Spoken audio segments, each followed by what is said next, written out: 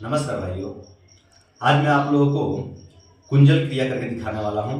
और फिर मैं आपको बताऊंगा कि कुंजल क्रिया के क्या क्या बेनिफिट्स होते हैं, इसके क्या क्या फायदे होते हैं, पूरी जानकारी आप लोगों को दूंगा। तो कुंजल क्रिया के लिए ना सबसे पहले तो शौच वगैरह से निवृत्त होकर के पहले शौच वगैरह को लेना है और खाना खाने से लगभग आधा घंटा 1 घंटा पहले आपको कुंजल क्रिया करना है। शौच से आने के 5-10 मिनट बाद जब आप हाथ गोड़ धो फ्रेश हो जाएंगे, ब्रश वगैरह चाहे तो कर ले चाहे तो ना भी करें चलेगा, है ना। उसके बाद आपको लगभग ये देखिए पानी है, तो करीबन आपको 2-2.5 लीटर पानी लेना है। आपको 2-2.5 लीटर आपको पानी लेना है, उसको थोड़ा सा उसमें नमक डाल करके गुनगुना कर लेना है और इतना गुनगुना करना है कि आपको सहन हो सके, उंगली उसमें आसानी से सहन हो सके, क्योंकि अंदर जो है कि जलना नहीं चाहिए पेट में जाने पर, है ना। तो इतना जो कि आपको गुनगुना पानी करना है। उसके बाद जो है कि भरपेट इसको पीना है। मैं आपको पी करके दिखाने वाला हूँ और फिर इसको मैं निकाल कर भी दिखाऊंगा। तो इसको भरपेट पीना है और पी करके इसको जो है कि पूरी तरह से पेट से बाहर निकाल देना है वोमिटिंग के माध्यम से। इसको जो है कि योग में कुंजल क्रिया कहा गया है और आयुर्वेद में वमन चिकित्सा कहा जाता है। हालांकि वमन देखा जाए तो इससे विस्तृत रूप है, काफी गहरा में जाकर काम किया जाता है वमन में, पर ये वमन से मिलता जुलता कह सकते हैं इसको, है ना। तो जो है कि ये वमन चिकित्सा है, इसके क्या क्या बेनिफिट्स होते हैं, क्या क्या फायदे होते हैं, पूरी जानकारी आप लोगों को दूंगा। लेकिन इससे पहले मैं इसको जो है कि करके बता देता हूँ कि इसको कैसे किया जाता है। तो पहले जो है कि पानी पीना है भरपेट। मैं आप लोगों के सामने ही पानी पीता हूँ।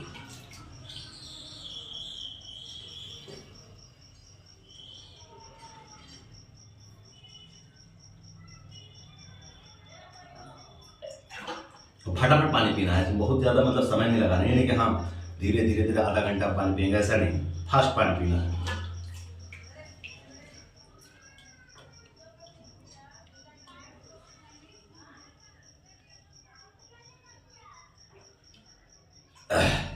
और इसी तरह से बैठना है जिस तरह से मैं बैठा हूं, आपको उड़ बैठ जाएंगे इस तरह से।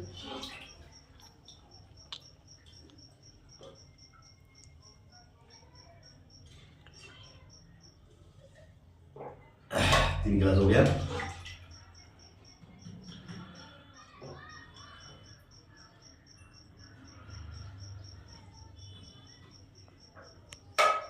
चार गिलास।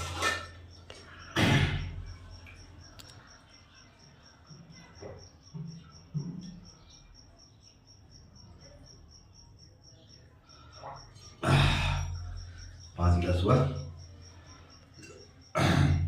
अब पेट भर रहा है।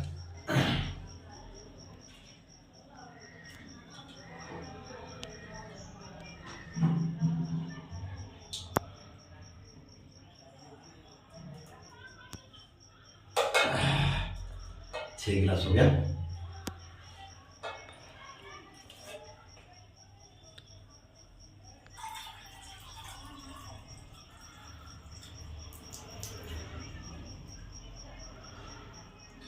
इस 7वां गिलास से पेट भर गया है, वोमिटिंग होगा।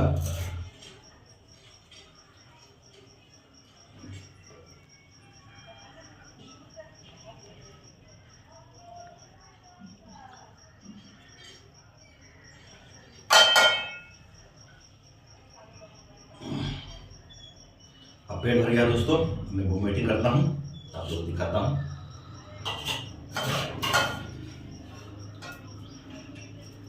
इस तरह से झुक जाना आगे की तरफ, एक हाथ को पेट पे लगा देना है, पेट पे दबा देना है हल्का सा,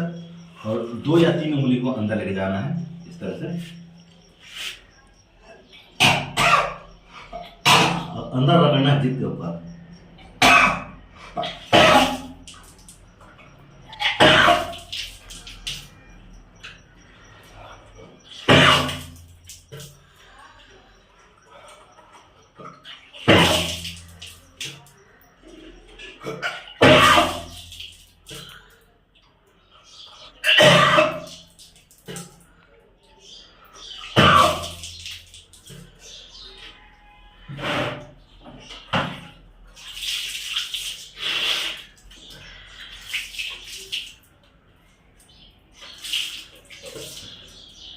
दोस्तों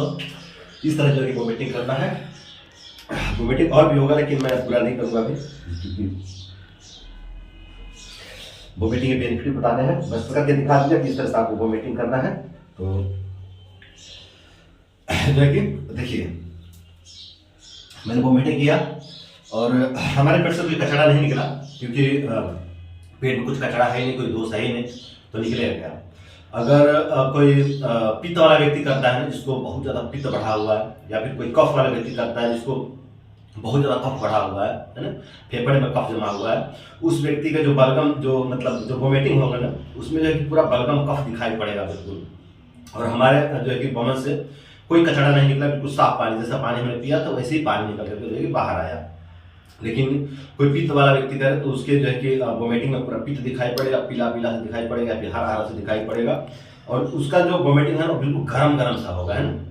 कफ वाले में तो बिल्कुल कफ निकल के आएगा, पूरा जितना झाग कचरा जितना अंदर जमा रहेगा आमाशय में या फेफड़े में, वो पूरा जो है कि कफ जो है कि बाहर निकल जाता है वोमिटिंग के दौरान, है ना, इस कुंजल क्रिया के अभ्यास से।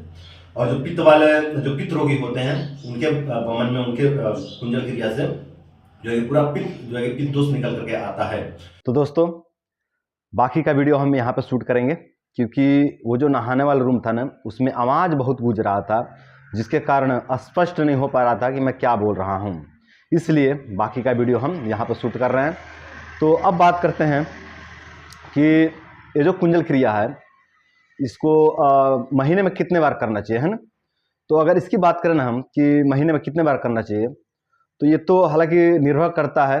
रोग दोष पर, है ना, कि आपको कितनी गंभीर समस्याएं हैं, किस तरह के रोग दोष हैं और कितना प्रबल है, इस पर निर्भर करता है कि आपको महीने में कितने बार करना चाहिए। लेकिन फिर भी हम अगर एक सामान्य टाइम की बात करें कि मतलब कितने टाइम करना चाहिए महीने में, तो आप 3 से 4 बार आप महीने में कर सकते हो, अर्थात सप्ताह में 1 बार आप इस कुंजल क्रिया का अभ्यास कर सकते हैं। अब बात करते हैं इसके बेनिफिट्स की, इसके फायदे की, इसके क्या क्या बेनिफिट्स हैं, है ना। तो अगर कुंजल क्रिया के बेनिफिट्स की बात करें, इसके फायदे की बात करें ना, तो इस कुंजल क्रिया का अभ्यास से फेफड़े में जमा हुआ कफ बाहर निकल जाता है। यदि आपके फेफड़े में बहुत ज़्यादा कफ दोष संचय हो गया है और कफ दोष संचय होने के कारण आपको श्वास लेने में बहुत ज़्यादा दिक्कत हो रहा है, यदि इस तरह की दिक्कत हो रही है तो आप इस कुंजल क्रिया का अभ्यास कीजिए। तो उसमें गंदगी जमा हुआ है वो गंदगी भी बाहर निकल जाएगा, और जब आपके फेफड़े की गंदगी बाहर निकल जाएगा ना तो आप अच्छे से श्वास ले पाएंगे,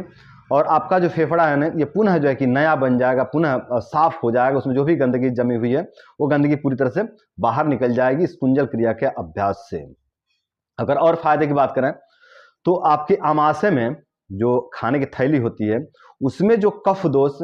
या फिर पित्त दोष संचय हो गया है ना, वो दोष जो है कि आपका पूरी तरह से बाहर निकल जाएगा इस वमन चिकित्सा के अभ्यास से, इस कुंजल क्रिया के अभ्यास से।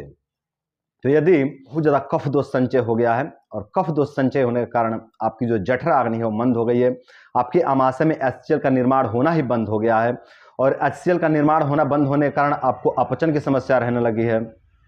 आपको ठीक से भूख नहीं लगता है, और आपको बहुत ज़्यादा आलस लगने लगा है, आपको बहुत ज़्यादा थकान लगने लगा है, आपको बहुत ज़्यादा कमजोरी लगने लग गया है, आपका पूरा शरीर भारी भारी सा मालूम पड़ने लगा है, तो आप इस कुंजल क्रिया का अभ्यास कीजिए। इसके अभ्यास से न जो भी आपके आमाशय में कफ दोष संचय हुआ है वो कफ दोष बाहर निकल जाएगा, और जब कफ दोष बाहर निकल जाएगा ना तो आपकी जो जठराग्नि मंद पड़ी थी वो जठराग्नि प्रज्वलित हो जाएगी, और मंदाग्नि के कारण आपके शरीर में जो भी समस्या उत्पन्न हो रहे थे, जो भी उपद्रव, जो भी कष्ट उत्पन्न हो रहे थे, ये सभी उपद्रव, ये सभी कष्ट, ये सभी तकलीफ धीरे धीरे पूरी तरह से नष्ट हो जाएंगे इस कुंजल क्रिया के अभ्यास से। यदि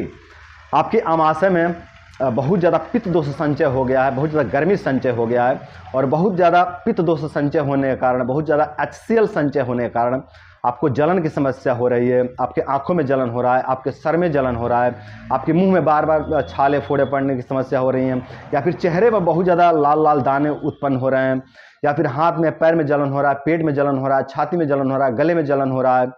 मतलब शरीर में कहीं भी दाह की समस्या हो रही है, कहीं भी जलन की समस्या हो रही है, कहीं भी पित्त की समस्या हो रही है ना, तो आप इस कुंजल क्रिया का अभ्यास कीजिए। पित्त दोष के कारण आपके शरीर में जो भी कष्ट उत्पन्न हो रहे थे, जो भी जलन की समस्या उत्पन्न हो रही थी, ये सभी समस्याएं पूरी तरह से नष्ट हो जाएंगे इस कुंजल क्रिया के अभ्यास से। कुंजल क्रिया का एक अद्भुत बेनिफिट्स ये है कि यदि आपके शरीर में कफ दोष या फिर पित्त दोष का भयंकर प्रकोप हुआ पड़ा है, और प्रकोप इतनी ज़्यादा इतनी प्रबल है कि दवाई से वो सुन नहीं रही है, दवाई लेने पर उस पर जो है कि असर ही नहीं हो रहा है, या फिर दवाई जा करके शरीर पर क्षति पहुंचा दे रही है, शरीर को नुकसान पहुंचा दे रही है। यदि ऐसी समस्या उत्पन्न हो गई है तो ऐसी स्थिति में आप कुंजल क्रिया करके अपने दोषों को बाहर निकाल सकते हैं। मतलब बिना दवा का भी आप काम कर सकते हो। यदि आपके शरीर पर दवाई काम नहीं कर रही है, यदि दवाई जाकर के आपके दोषों को सम नहीं कर पा रही है, कम नहीं कर पा रही है ना, तो ऐसी स्थिति में आप कुंजल क्रिया का अभ्यास करके उस दोष को पूरी तरह से बाहर निकाल सकते हैं। जो भी आपके आमाशय में कफ दोष संचय हो गया है, या फिर जो आपके आमाशय में पित्त दोष संचय हो गया है, इस दोष को ही पूरी तरह से आप बाहर निकाल सकते हैं। दवाई खाने की आवश्यकता ही नहीं पड़ेगी। ये सबसे बड़ा बेनिफिट्स है कुंजल क्रिया का। जिन लोगों को कफज संग्रहणी या फिर पित्तज संग्रहणी की समस्या हो गई है, और ये जो संग्रहणी है ठीक ही नहीं हो रही है, किसी भी पैथी से, किसी भी डॉक्टर से कोई भी जो है कि औषधि लेते हैं, तो वो औषधि जो है कि जाकर शरीर पर काम ही नहीं करते या फिर नुकसान कर जाती है, यदि इस तरह की दिक्कत होती है ना, तो उन लोगों को जो है कि कुंजल क्रिया कर लेना चाहिए। उन लोगों को पहले कुंजल क्रिया करके अपना कफ दोष और पित्त दोष जो है कि पूरी तरह से निकाल देना चाहिए। उसके बाद जो है कि औषधीय चिकित्सा लेनी चाहिए। तो इस तरह से जो है कि चिकित्सा करने पर ना दवाइयाँ वर्क करने लग जाती हैं, काम करने लग जाती हैं, और जो है कि पित्त संग्रहणी या फिर कफज संग्रहणी की समस्या हो गई थी, इस समस्या से उनको मुक्ति मिल जाता है इससे जो है कि कुंजल क्रिया के अभ्यास से। और जिन लोगों को जो है कि बहुत ज़्यादा आम आने की समस्या होती है, लैट्रिन में कफ आने की समस्या होती है ना, वे लोग यदि कुंजल क्रिया कर लेते हैं ना, तो जो उनका लैट्रिन से कफ आ रहा था वो जो है कि कफ आना बंद हो जाता है। लैट्रिन से कफ क्यों आता है? क्योंकि जो है कि आमाशय में HCl का निर्माण होना बंद हो जाता है और आमाशय में बहुत ज़्यादा कफ का निर्माण होने लग जाता है, जिसके कारण वो कफ जो है कि लैट्रिन मार्ग से निकलने लग जाता है। तो यदि ऐसी स्थिति में कुंजल क्रिया का अभ्यास कर लेते हैं, वमन का अभ्यास कर लेते हैं ना, तो जो उनका कफ दोष संचय हुआ था, जो उनके आमाशय में, वो कफ दोष जो है कि पूरी तरह से निकल करके बाहर आ जाता है। और जब कफ दोष बाहर निकल जाता है तो जो लैट्रिन से कफ आने की दिक्कत हो रही थी, वो जो कि समस्या उनकी खत्म हो जाती है। जिनको बार बार शौच होने की समस्या होती है, वे लोग यदि कुंजल क्रिया का अभ्यास करते हैं ना, तो जो उनको बार बार शौच होने की समस्या हो रही थी, जो बार बार लैट्रिन होने की समस्या हो रही थी, उस समस्या से उनको मुक्ति मिल जाता है इस कुंजल क्रिया का अभ्यास से। जिन लोगों को क्रोध, चिंता, तनाव जैसे मनोविकार उत्पन्न हो गए हैं, या फिर जिनके सर में हमेशा भारीपन बना रहता है, या फिर जिन लोगों को मजा नहीं आता, जीवन का आनंद नहीं आ रहा है, वे लोग यदि इस कुंजल क्रिया का अभ्यास करते हैं ना, तो जो उनको ये मनोविकार उत्पन्न हो गए हैं, ये मनोविकार धीरे धीरे पूरी तरह से नष्ट हो जाते हैं इस कुंजल क्रिया के अभ्यास से। जिन लोगों को बहुत ज़्यादा आलस, बहुत ज़्यादा थकान लगता है, और जिन लोगों को बहुत ज़्यादा नींद आता है, जिनका शरीर पूरा भारी भारी सा मालूम पड़ता है, वे लोग यदि इस कुंजल क्रिया का अभ्यास करते हैं ना, तो जो उनको बहुत ज़्यादा नींद आने की समस्या हो रही थी, या फिर जो उनके शरीर में भारीपन लगता था, जो उनको बहुत ज़्यादा आलस थकान लगता था, ये समस्या उनकी नष्ट हो जाती है। जिन लोगों को पित्त दोष के कारण अनिद्रा की समस्या होती है, या फिर आंख में जलन हो जाती है, इतनी जलन हो जाती है कि नींद ही नहीं आती है, जिनको भी इस तरह की दिक्कत होती है, वे लोग यदि इस कुंजल क्रिया का अभ्यास करते हैं ना, तो जो उनको आंखों में जलन होने की समस्या हो रही थी, और जो उनको अनिद्रा की समस्या हो रही थी, उनको इस समस्या से मुक्ति मिल जाता है इस कुंजल क्रिया के अभ्यास से। और जिन पुरुषों को शीघ्र पतन की समस्या हो जाती है, यानी शुक्र में जो है कि कफ दोष बढ़ जाता है, शुक्र में पित्तशीलता का गुण बढ़ जाता है, और शुक्र में पित्तशीलता गुण बढ़ने के कारण जिनको शीघ्र पतन की समस्या हो जाती है, तत्काल ही शुक्र सरा हो जाने की समस्या हो जाती है, वे लोग यदि इस कुंजल क्रिया का अभ्यास करते हैं ना, तो जो उनके शुक्र धातु में पित्तशीलता बढ़ गया था, जो उनके शुक्र धातु में कफ दोष बढ़ गया था, वो कफ दोष जो है कि मुंह के रास्ते पूरी तरह से बाहर निकल जाता है। और जब कफ दोष मुंह के रास्ते बाहर निकल जाता है ना, तो जो उनको तत्काल शुक्र स्राव होने की समस्या हो रही थी, जो शीघ्र पतन की समस्या हो रही थी, इस समस्या से उनको मुक्ति मिल जाता है इस कुंजल क्रिया का अभ्यास से। तो दोस्तों,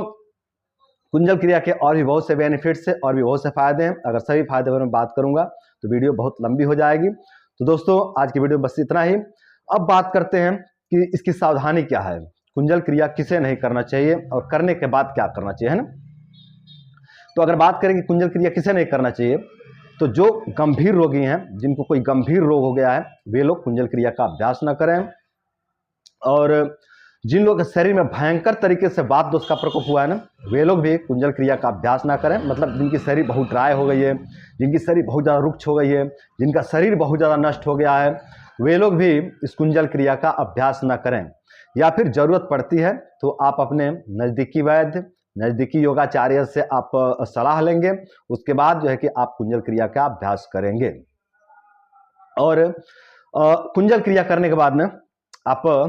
गुरु भोजन का सेवन नहीं करेंगे। जब भी आप कुंजल क्रिया करें, सप्ताह में 1 बार करें या सप्ताह में 2 बार करें या महीने में 1-2 बार करें, जब भी आप कुंजल क्रिया का अभ्यास करें तो आप